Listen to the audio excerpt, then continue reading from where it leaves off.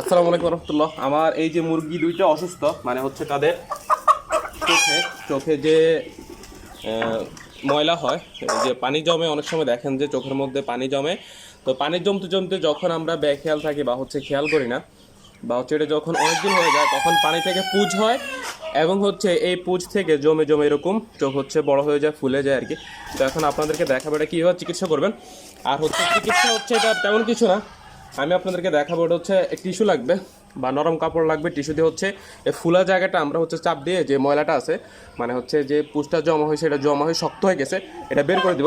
এই যে চোখ, ওরা একটু ব্যথা পাবে, এই যে চোখটা, তো চোখের মধ্যে চাপ দিতে হবে। যেখানে হচ্ছে ফুলা জায়গা, এই যে জায়গায় একটু ফুলে আছে, এখানে চাপ দিলে এখান থেকে হচ্ছে সাদা অংশটা বের হয়ে চলে আসবে।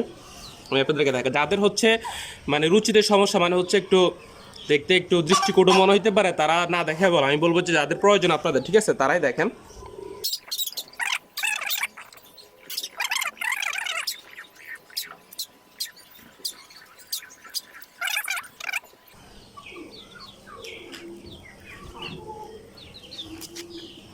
আস্তে আস্তে আর অল্প অল্প দেখতে হয়ে গেছে অলরেডি। এই দেখেন,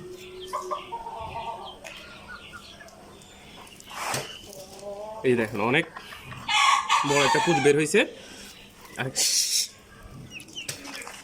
আরেকটু আছে, আমি এটা পরিষ্কার করে আমি একটু ওষুধটা লাগিয়ে দেবো। এই যে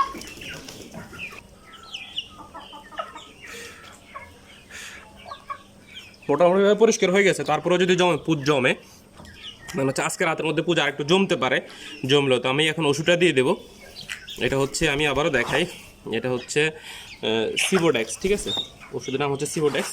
এই যে আমি ওষুধটা দিয়ে দিচ্ছি চোখে।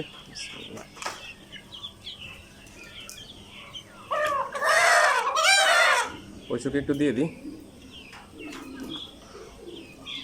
তো এই ওষুধটা প্রতি 2 ঘন্টা 3 ঘন্টা পর পর এরকম 1 ফোঁটা 2 ফোঁটা করে দেওয়ার চেষ্টা করবেন, ইনশাল্লাহ মুরগি সুস্থ হয়ে যাবে, ঠিক আছে।